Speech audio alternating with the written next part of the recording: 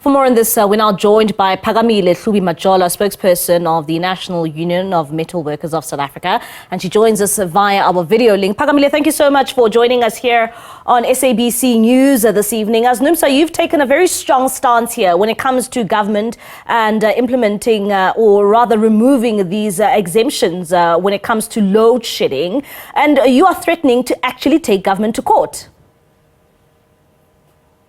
Good evening, Bali, and thank you so much for having me on your show. And can you hear me? I hope you can hear me. Loud and clear. Excellent.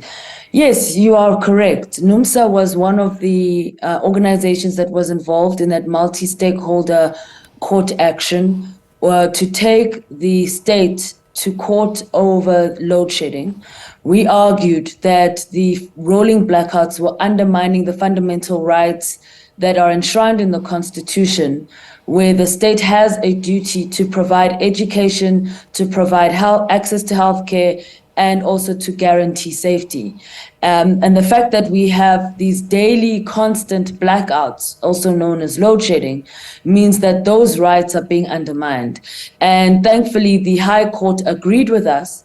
And this is why they handed down a ruling recently saying that the state must, as of the 31st of January next year, guarantee that public schools, public hospitals and police stations will be exempt from load shedding because the government's decision to roll out load shedding is undermining those rights.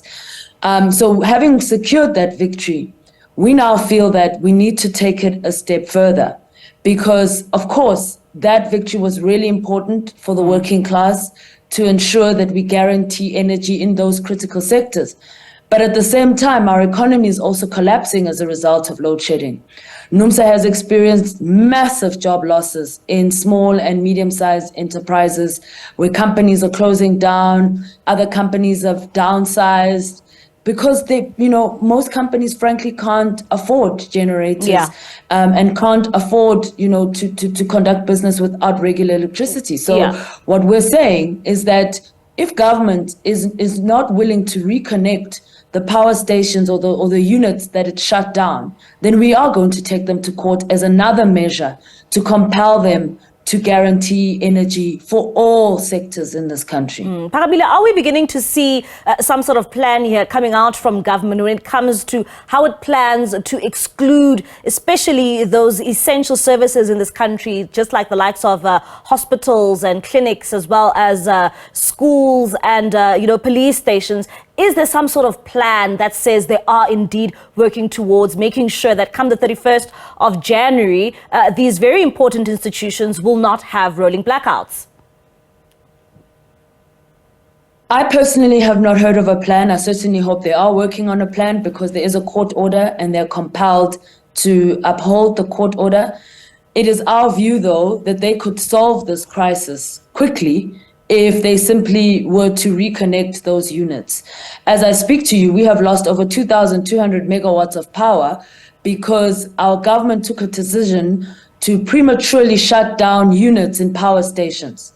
And that decision, which NUMSA views as very reckless, is part of the reason why we endure such extreme levels of load shedding. They did this because they signed agreements with international finance institutions and also as part of COP that they would transition to renewable energy and stop relying on coal. But they fast-tracked that process. Now, there's nothing in the COP agreement that compels South Africa to fast-track its transition to renewable energy because we're a developing nation.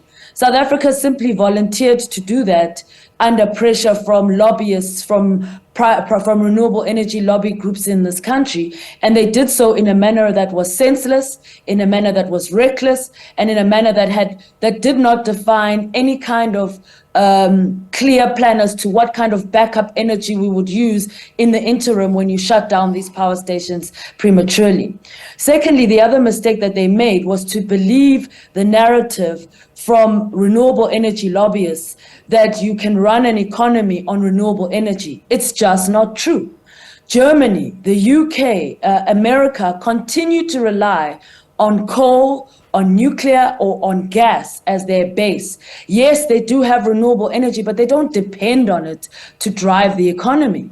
And we unfortunately swallowed that myth, and we are paying a serious price for it. So NUMSA is simply saying that government needs to go back to the drawing board. We need to go back and ensure that we invest in Eskom, that we make sure that Eskom is operating optimally. And part of that is to ensure that we reconnect all of those units that we disconnected so that we can guarantee energy supply. We have coal in abundance. It's a cheap form of energy, and it's a form of energy that does drive the economy. And because we're a developing nation that barely contributes to the levels of carbon, why should we be the ones to pay the price of that process, when in fact it should be the developed nations, Germany, England, America? Those are the countries that should be fast tracking the transition to renewable energy, not South Africa. And Phakamile, the implications of load shedding in this country have been quite dire. I mean, we continue to see job losses and businesses shutting down. You know, would you say that this country is able or would be able to recover all these job losses, especially if we're coming from a period of COVID-19? We definitely can recover, but we need a radical shift in the thinking of the leaders, the politicians in the various sectors that are tasked with taking these decisions. Part of our crisis is that the ANC government has taken a decision to deindustrialize.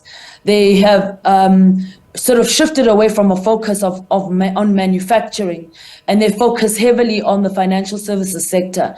Now, that decision is part of why we have such high levels of joblessness, coupled with the fact that we've got extremely high levels of load shedding.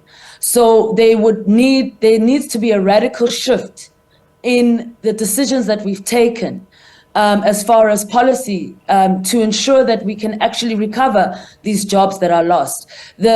For example, what's about to happen, what ArcelorMittal South Africa has threatened to do, is something that we have time. If this is a caring state, if this is a state that is serious about job creation, then they should actually work with us to reach out to AMSA and to find a real solution to ensure that those jobs are not lost, and to find a way to keep those plants open so that we don't lose any more jobs. Phakamile, thank you so much for your time and your contributions tonight. That is Phakamile Hlubi-Majola. She is the spokesperson of the National Union of Metalworkers there.